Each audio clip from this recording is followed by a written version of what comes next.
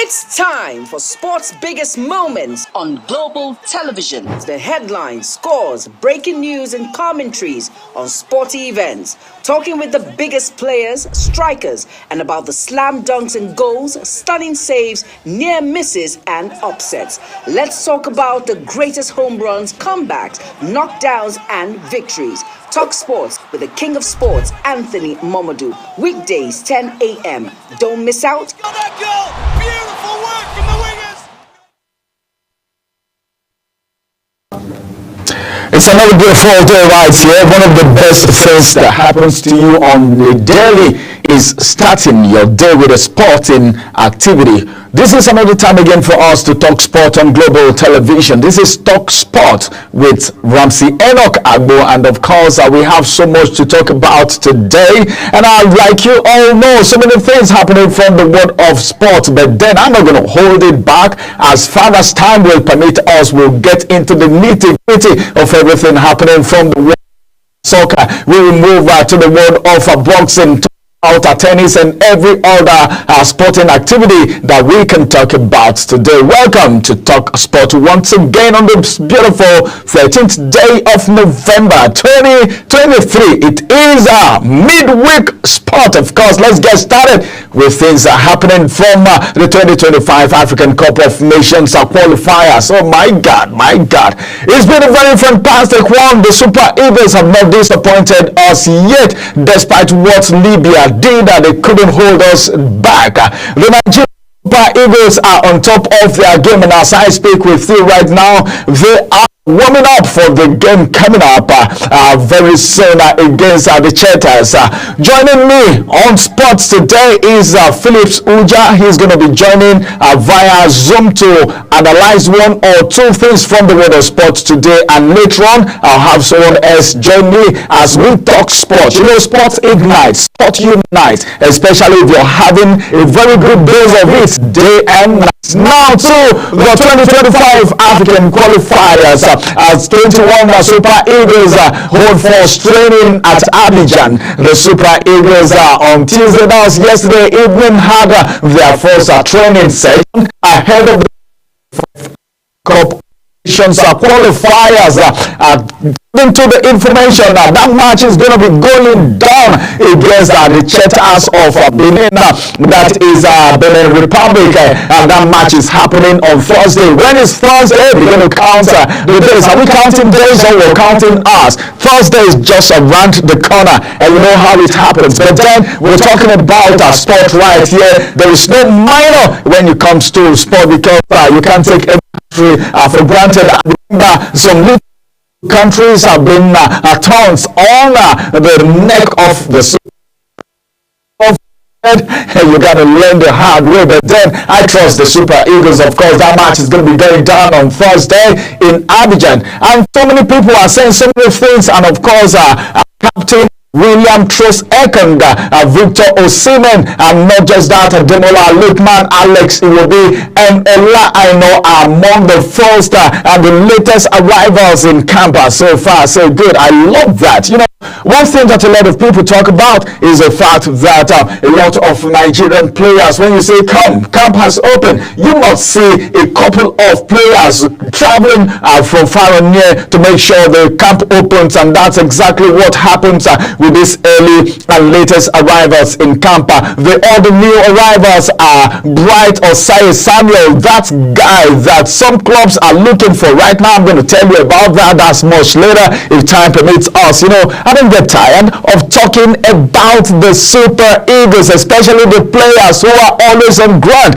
when it comes to competitions, matches, games that will make Nigerians smile, even though some persons actually are losing interest when it comes to the Super Eagles. But now, gone are the days. They are making us proud right now, so everyone is very interested in watching them. Like I said earlier, rivals are Bright Osai Samuel. We also have Al Hassan Yusuf and Victor Collins, other players in camp as at the time of us checking out the trio of Wilfred Ndidi, Kelechi Iheanacho, and Calvin Bassey, Al-Hassan Yusuf, and of course Maduka Okoye. The latest arrival was confirmed by the Super Eagles media officer, Promise Foge. As a matter of fact, they join Amasa Obade, Raphael Onyedika, Frank Onyeka, Moses Simon, Bruno Onyemechi, Samuel Chukwueze, and of course Gabriel Osho and Filisaya Bashira are already in camp. Well, it's going to be a very fantastic one, and it's going to be something to watch out for. The game is going to be very, very interesting. Therefore, the mainly tactical ahead of Thursday's all-important clash against the home team, Benin Republic. Hey, come on.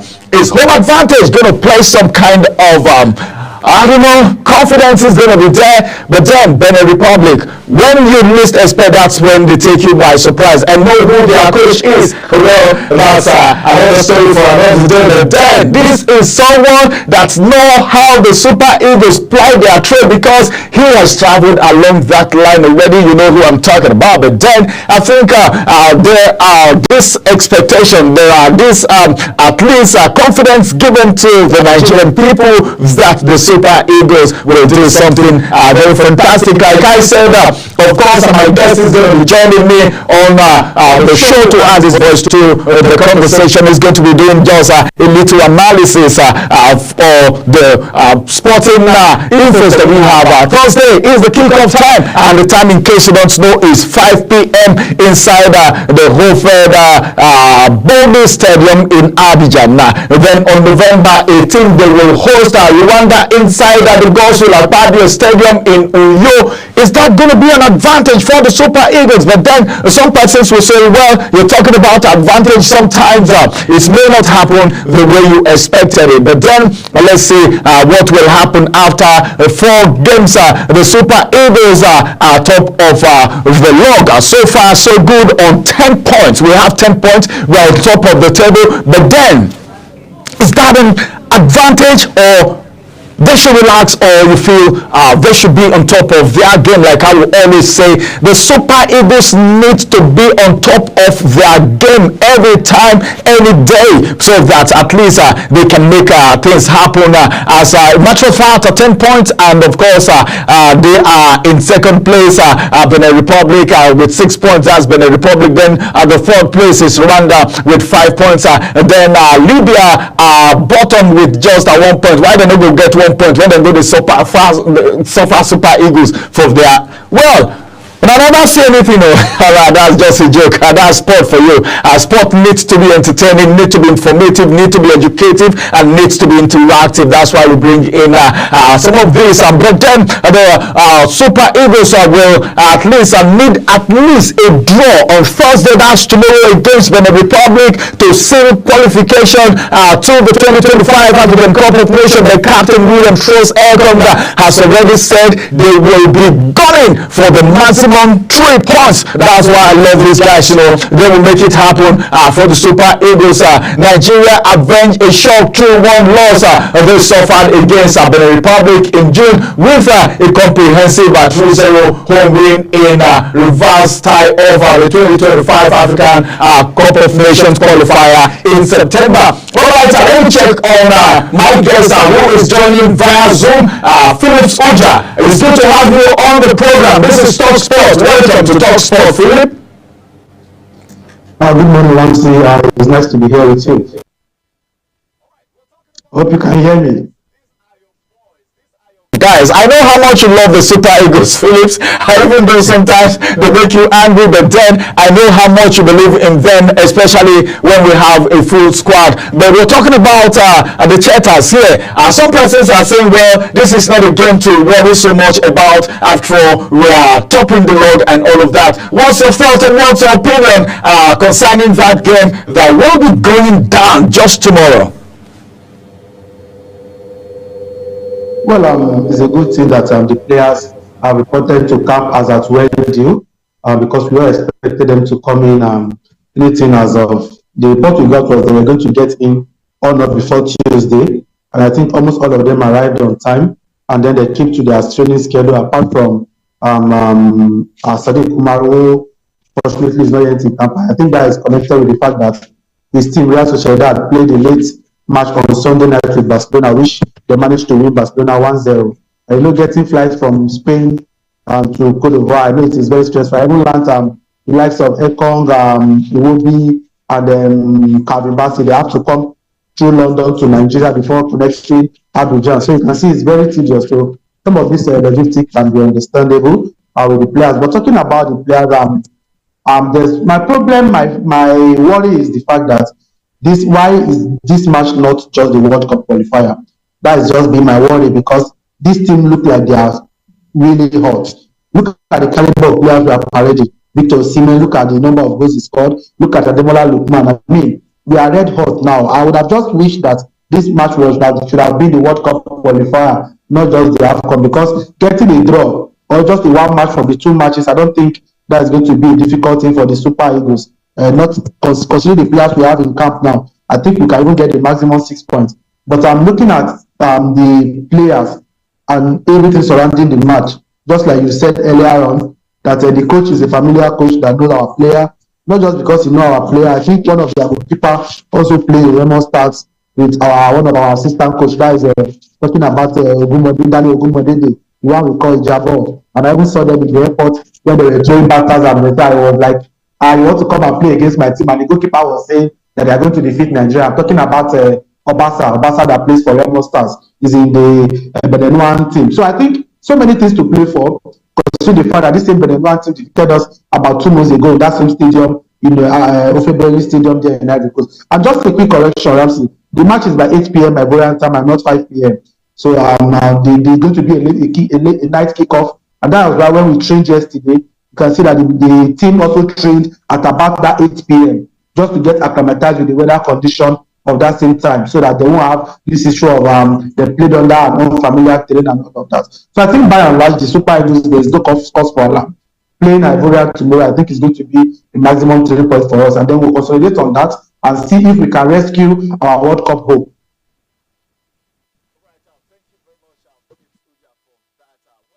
Still talking about the Super Eagles right now. Some person said, well, Eguavoen is still on top of his game right now. Sometimes there is this issue of who to play in the first 11 when you have a whole lot of good players. Sometimes you seem to have a problem choosing who to be the first to play. But then, as it is right now, do you see Eguavoen having issues of who to be among the first 11, or it is obvious already? You know, sometimes they put Victor Osimhen, someone like Victor Osimhen, on the bench so that he come and do the killer game. But like you said, getting just the goals that will give us the qualifier is not something difficult, because we have a very formidable team on ground. But as it is right now, if you are the coach, who do you think should be in the first 11 for this game? Just like they say, you don't change your winning team. If it is not broken, there is no need of you fixing it. Just that he has not been stable with his pattern. If you observe the first game, last match, he used I think a 3-man defense. That was when they used Bassey, I think Semi Ajayi and Ekong. But the other match, he altered the formation, trying to play 4 so far. I think that's because of the players he had at his disposal. I think the defense line, there will not be much of worry. So many clamor for people saying that Maduka Okoye deserve a starting lineup, at least now that it is almost certain we have qualified. I think I also shared that light of thought because the young man has been doing very well for himself at Udinese.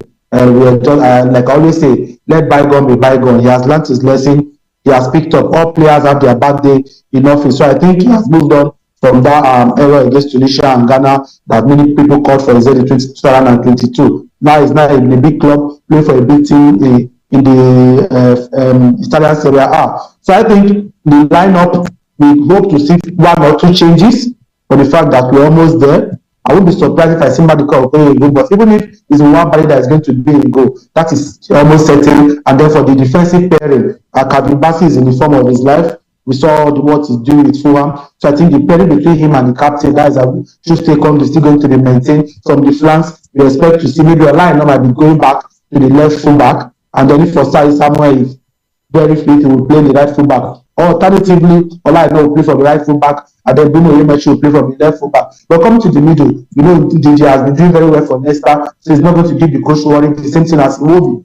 You understand? So I think Adosime is there, and the attacking lineup is back in the team. It's going to be why it didn't start is because he report to camp earlier and the transfer saga with Galatasaray, Napoli, and all of that. But now he's in the team. I know it's nothing a little injury, but he has been playing with it. There's some medical issues on his I think right leg. But that won't affect him much. I think he's still going to make the lineup. But where I'm going to see the input of the coach is when the time for changes come, to know when to make those changes, because even just like we always say, all Nigerians are coached. If you leave us, we are going to give you the information, because we know Lukman is going to be playing. Most likely Chukwueze will also be playing. But the problem is who starts between Chukwueze and Moses Simon. That will be another place whereby the coach is going to partly start to see who's going to start. But for Lukman and Osimhen, I know they are all sure bet to start. But who starts in the other wing? Talking about Chukwueze and Samuel Moses. We know Samuel Moses has been vital in this team. Our last match against against Libya, he saw that it was pivotal to the goal that Dele Bashiru scored. Even the one previously when he gave that simple out to Lukman and Lukman scored. So I think, just like you said, there are going to be some little worries for the coach. I think that is a positive worry if you ask me, because when you have so many good players, that becomes a good problem. So there's going to be a good problem for the coach, looking for players to start and players to start. But the most important thing is they are all part of the team. Even if it's 10 minutes, even if it's 15 minutes, you are called upon to showcase yourself. I think it's enough time and ample time for you to come and showcase to the world that yes, you merit this invitation. You understand? No, we are still going to talk about some new players that are being introduced and all of that. But I think by and large, the team is stable and they are on good course to go for the win tomorrow.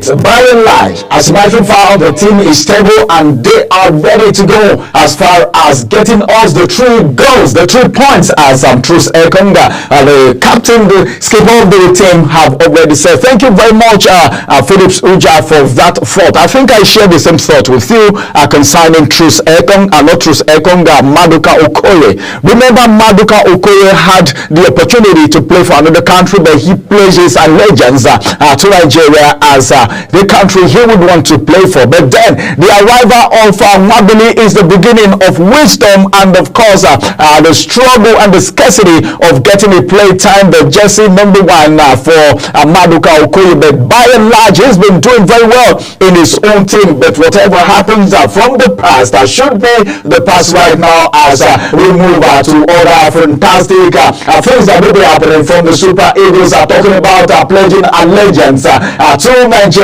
and to the Super Eagles. Truce Ekonga sent messages to Chelsea star about dumping England for Nigeria.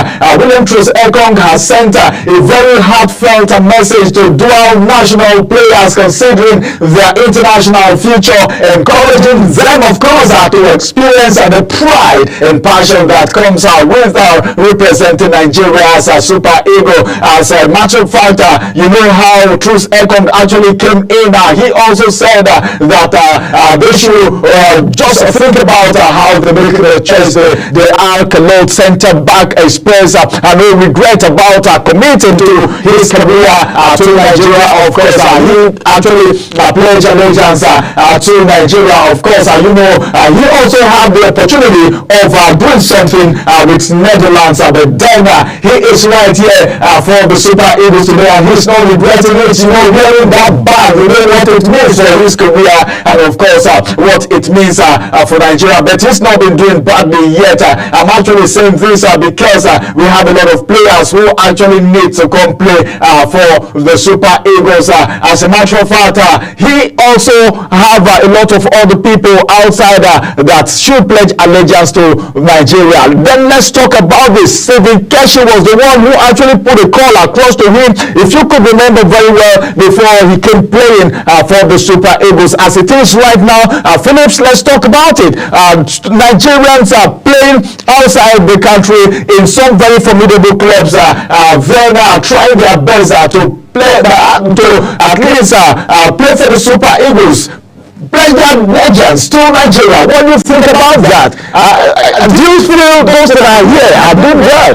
For him, Troostekong said, well, I don't have any regret at all coming to join. Do you think everyone that has pledged allegiance to Nigeria will have the same story like Troostekong? That's why he's actually advising people outside. What do you think about it? What's your thought about it? Well, I think if you ask someone like John Fashanu today, who is hovering around Abuja, Nigeria, one of his greatest regrets would be that he didn't play for the Nigerian national team, because your motherland is your motherland, no matter what happens.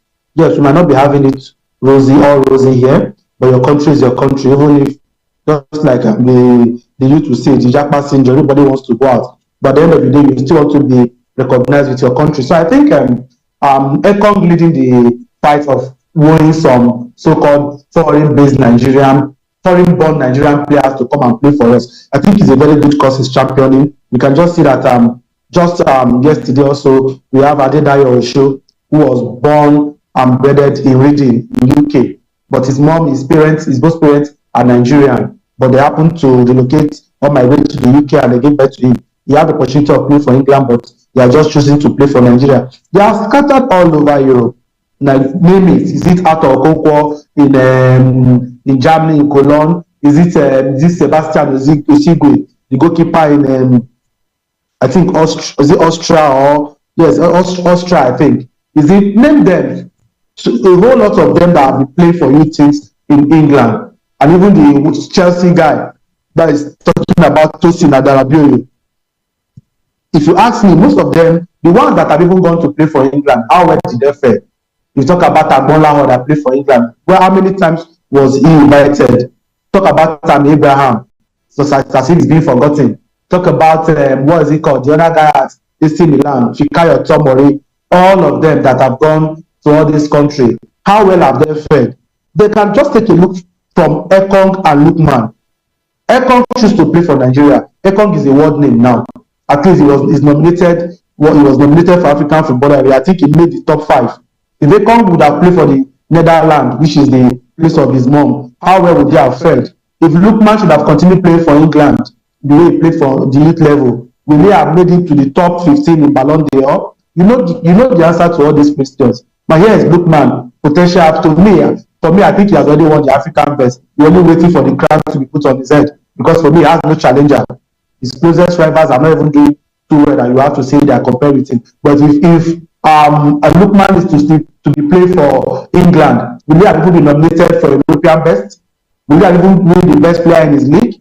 So these are the indices we need to check. So I think all these players have a better potential, or they have the, what's it called? They have the prospect when they come to play for Nigeria than play for those European countries. Yes, the European countries have juicy offers, but we know it's not all the time these juicy offers play football. We have seen some players that have gone to big clubs that didn't make name.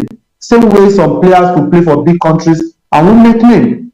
There's only few of them that really made name for their adopted country. Maybe someone like Alaba. Even Alaba, despite the fact that he's playing for them, his heart was still with Nigeria. During the COVID-19 era, we all knew what he did.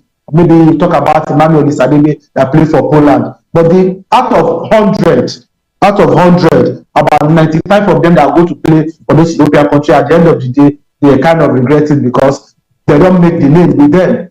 You understand? They don't make the name. So the ones that are even managing to play, they are being used sparingly by those countries, just as if those countries are doing their favor. But you come home to your motherland where you'll be well respected, where you'll be well protected. You can see that for a long time, I didn't know Nigeria was this united. You can see how we all came out against the treatment Libya gave to us. Despite all what is happening in the country, we all stood our ground and no, Libya can't do this to us. Our government took the fight to them, and we saw how it ended. So I think it's a high time as a nation we do something to woo all this player. That's why I keep talking about Amaju Pinnick and the former coach, that is Genetro, how they all try to bring some of these foreign-based players to the team, and they have been helping us. I don't like all this talk of people saying because they are not born or they were not groomed at home. That is why some of them are not so patriotic. I mean, what other patriotism do you expect from these players than them always traveling, taking the risk of coming down to play for us?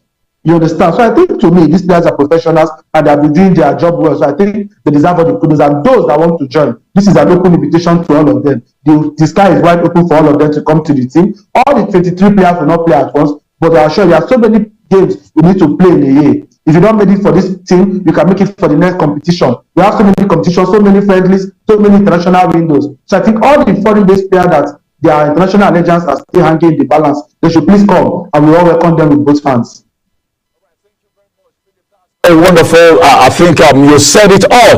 It's better to be where you are celebrated than where you are tolerated. Wherever you are and you are being tolerated, you are being managed. There is no need staying there. Just get a move, because there is somewhere that you are absolutely needed. And that's what I will say to all the players who have refused to pledge their allegiance to Nigeria as their country, playing for the Super Eagles. Let's get to Ghana right now. Philip, something is happening in Ghana. You know the position of Ghana. So far so good, but now the story on every page is that Ghana have asked Arsenal's midfielder Thomas Partey for potential make or breaker African Cup of Nations qualifiers against Angola and Niger. With the first match day 5 fixture set for today, and battle coach Otto Addo refused to disclose why he's actually omitting the 31-year-old who have actually scored 13 beautiful goals in 49 international appearances. For me, that is not bad, but he said the reason is confidential. Do you see Partey being missed and looking at the position of the Ghanaian team right now, the Black Stars of Ghana? What do you think? What's on your mind? What do you think is going to happen to the Black Stars? Is Partey really going to be missed? Philip? Well, first of all, I think the coach got it all wrong by not inviting Thomas Partey for this all-important qualifier. We know that the Ghanaian team, their ticket is hanging with a thread of rope. I think they need to win their both match. Anything short of winning in Rwanda and winning their last leg in Kumasi, Ghana will not be going to the AFCON. So we know that. But I think the pressure, if you watch, there's a circulating video online from the Ghanaian FA boss after their last match. The way he spoke to those players reminded me of one time when Nigeria played Sierra Leone, and then we were leading 4-0, and then we ended up playing that match 4-4 that the then FA boss, talking about Amaju Mevin Pinnick, he came to the dressing room and he had an advert with the player, and he was there, right there, was telling them if you have his way, some players will never make the national team again. And truly, since then, some of these players never made the national team. Notable among them have been, Leon Balogun and Kevin Akpoguma. So I think the Ghanaian boss, to me, it was a bit harsh with the way he spoke to the players. That is the first thing. I watched it.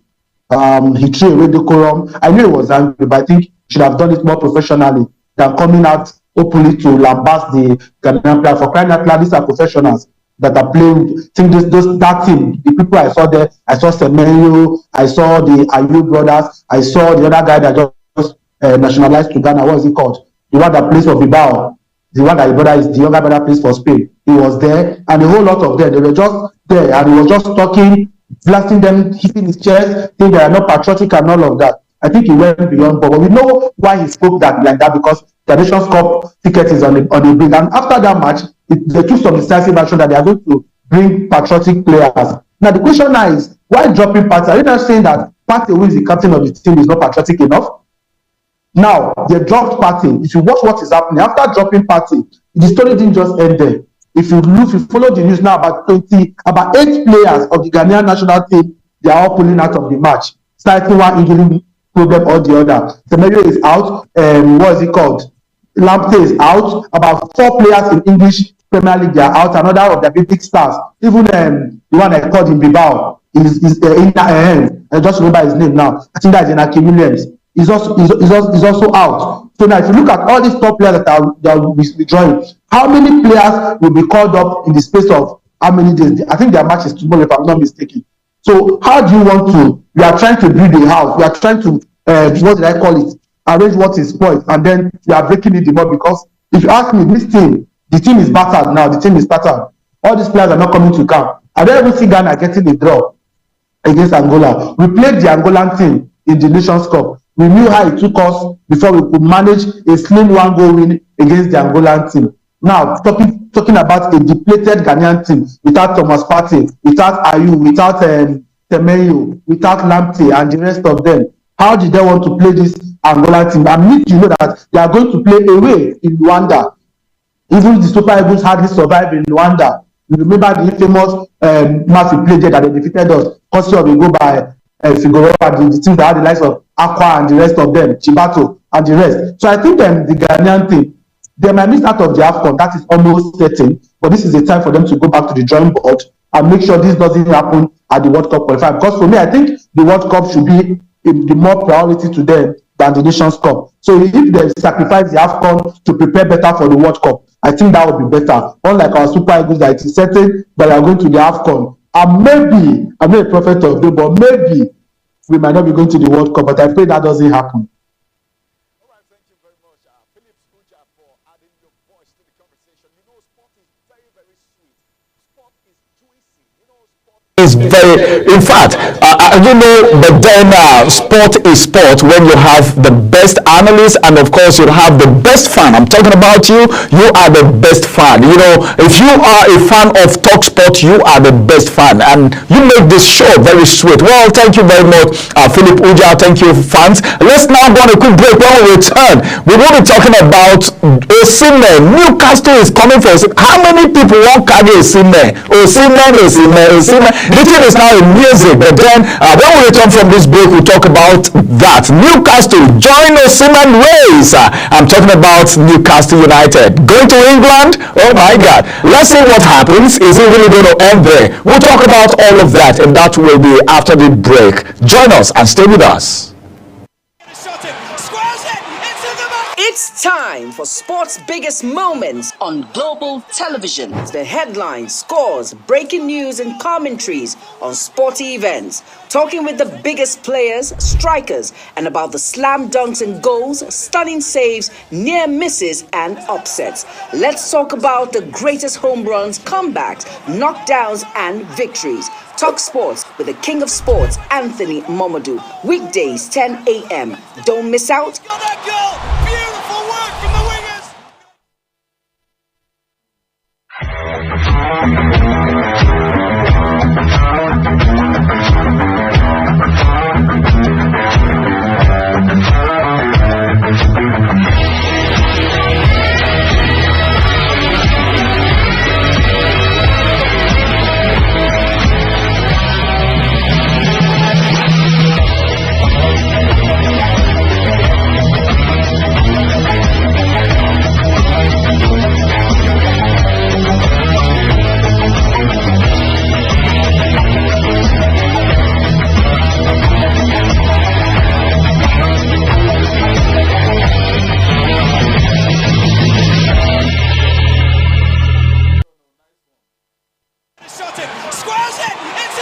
It's time for sports' biggest moments on global television. The headlines, scores, breaking news, and commentaries on sporty events. Talking with the biggest players, strikers, and about the slam dunks and goals, stunning saves, near misses, and upsets. Let's talk about the greatest home runs, comebacks, knockdowns, and victories. Talk Sports with the King of Sports, Anthony Momodu. Weekdays, 10 a.m. Don't miss out. that goal!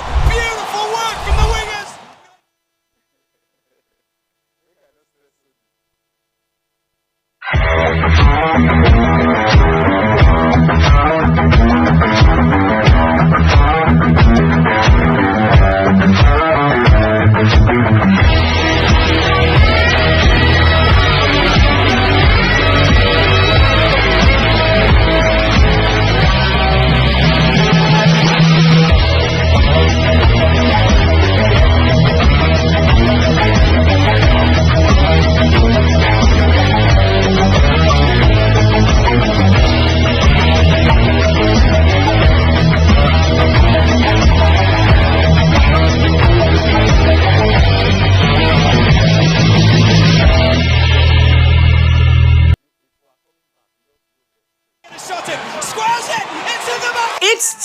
for sports' biggest moments on global television. The headlines, scores, breaking news, and commentaries on sporty events. Talking with the biggest players, strikers, and about the slam dunks and goals, stunning saves, near misses, and upsets.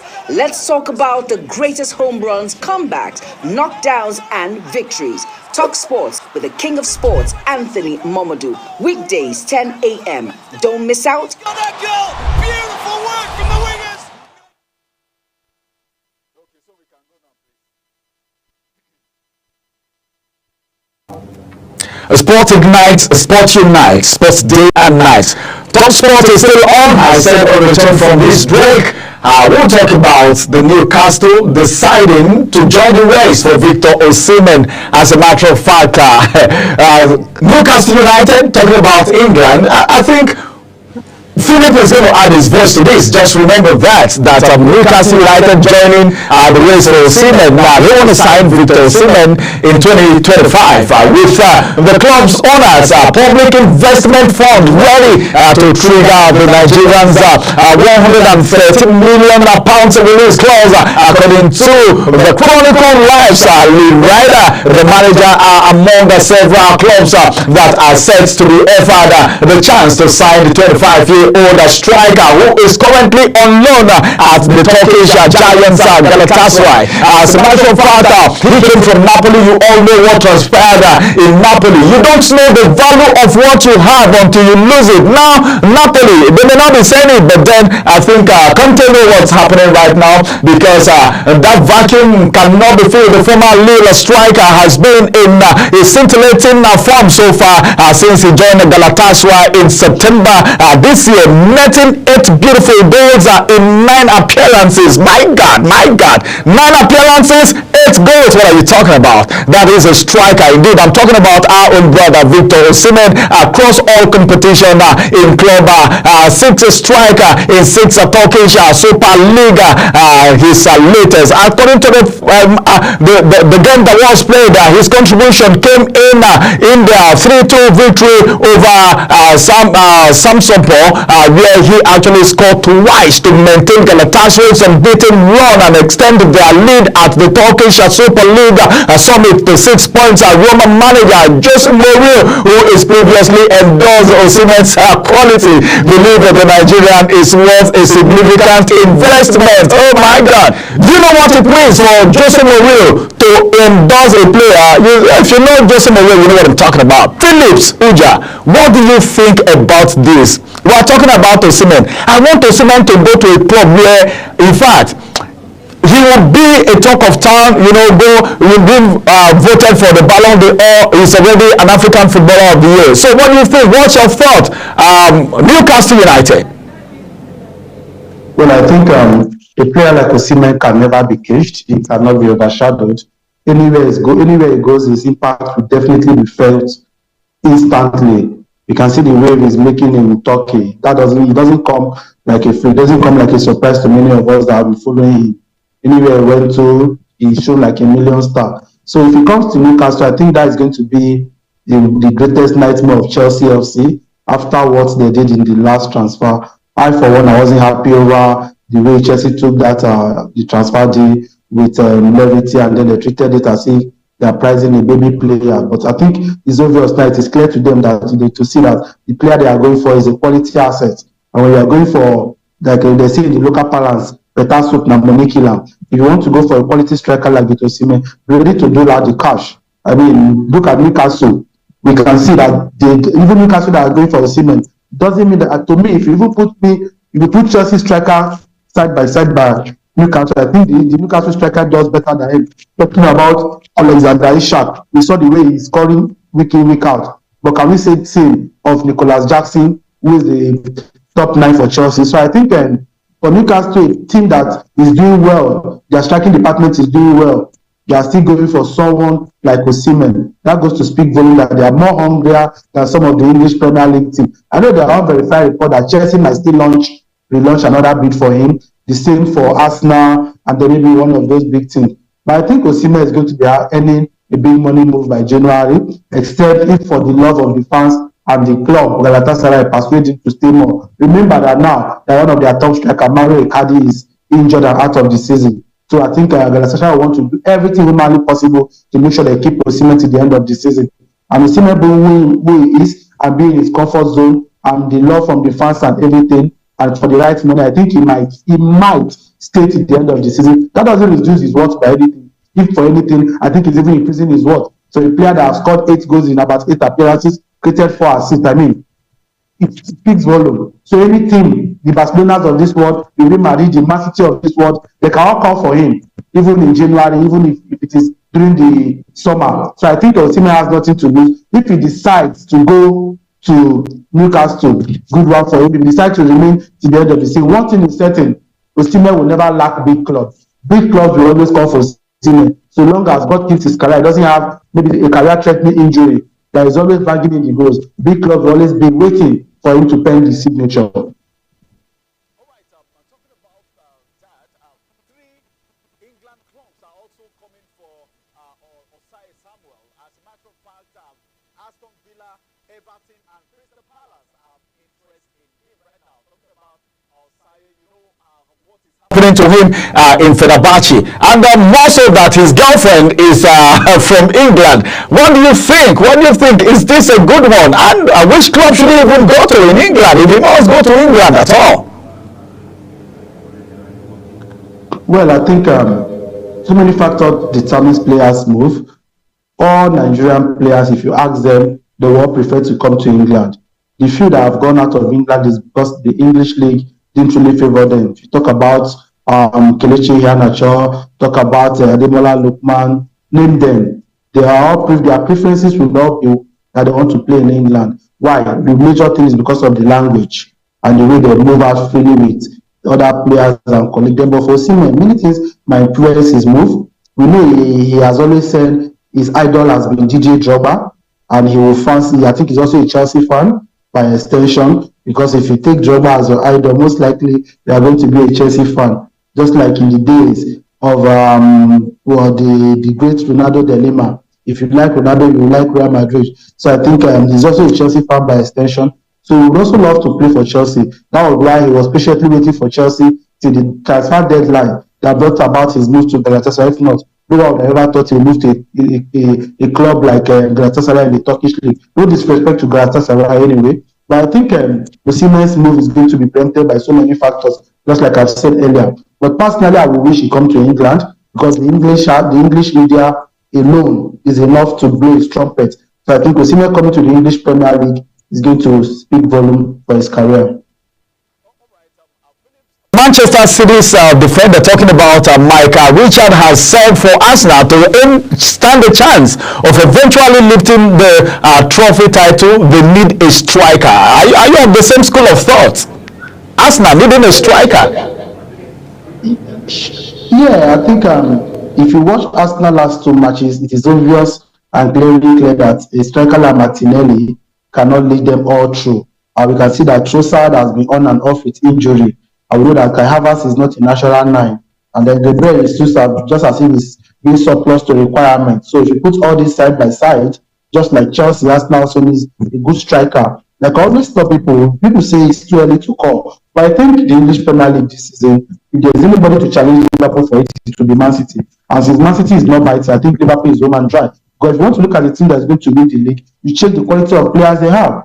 Look at Liverpool. Look at the qualities like Nunes. Look at qualities like Odegaard. Look at qualities like Diaz. Look at Mohamed Salah. Can you say the same thing about all these other teams? Can you say such for Arsenal? Can you say such for Chelsea?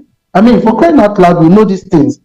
For a team, even Gravenberch is there. For a team to win a league, it depends on the kind of quality they bring to the table. And Liverpool have this quality, and the new coach and Slot, he has this mentality of he knows how he kept those players and he knows how to use them. So I think for me, Arsenal also needs a striker, just like Chelsea and every other team. That my hope that they will have to take something out of this season. Even Man City, for me, I think Man City also need a backup striker in terms of only Haaland cannot do the job. You can see what is happening in their recent matches because Rodri is not there, De Bruyne has not been stable. You have seen how Man City have been falling like a pack of cards. For the first time in over how many years, Man City have lost 4 straight matches. It has never happened for Guardiola since his footballing coaching career. So I think some of these things are bound to happen if the teams and those in charge of transfer does not act fast. And I think this might be telling on Arsenal and Chelsea very, very soon. About Chelsea, before I let you go, we're almost done. Chelsea defender Wesley Fofana's injury right now, I don't know, it's even taking him out of the France squad for the Nations game that is coming up, the Nations League. Is that a minus, or what do you think about that injury, or is something that can be overlooked? Well, I think it is a minor injury. Somehow it's a gain to Chelsea because he's going to rest.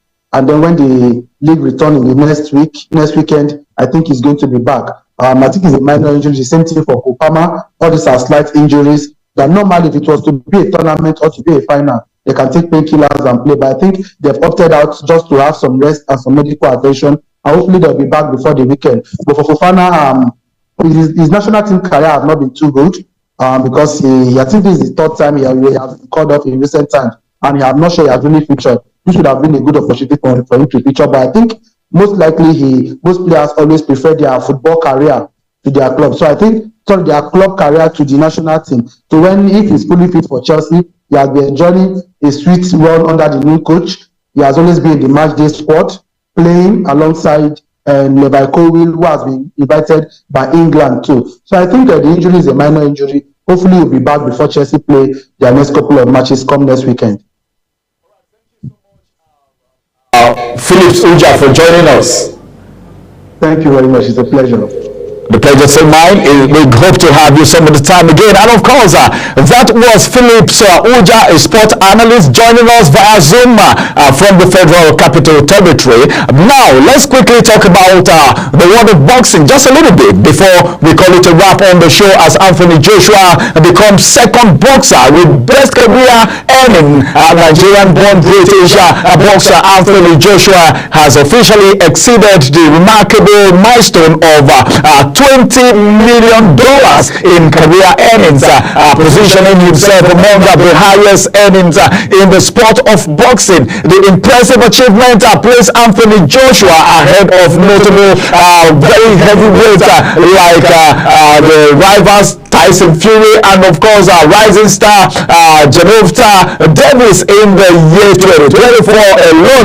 Joshua has at least amassed a staggering £75 million from his fight so far, making him the second highest earner for the year. As a matter of fact, thus being the legendary Canelo Alvarez, where both boxers match in terms of fight bosses. Alvarez, of course, outperformed Joshua in off-field income, surpassing him by a margin of $2 million. Well, I don't know, but then I think he's a very good one, but then something is happening. Tyson Fury, the 36-year-old British heavyweight boxer, earned $50 million in 2024. That's how much a lot of people make. Some of you know how to box very well. Instead of just fighting on the street, hey, come on, let's harness our talent and make money out of it. So don't box your brother, don't box your sister, don't box your husband, don't box your wife. You can make money out of it, and that's what sport is all about. Congratulations to our owner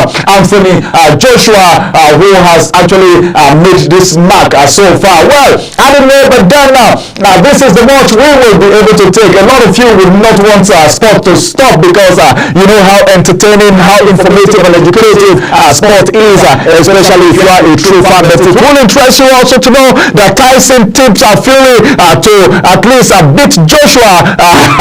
Former undisputed heavyweight champion Mike Tyson has already backed Tyson Fury to defeat Anthony Joshua. Well, how I wish it's not a done deal because just thinking is just an advice. But then let's see how all of that is going to end. This is the size of Talk Sport for the midweek edition. Of course, we will come on your way again, same time, same station tomorrow for another formidable Talk Sport, which will be coming live on Global Television with Ramsey Enoch. Have a beautiful day and make sure you stay on top of your game for the day. Bye-bye for now.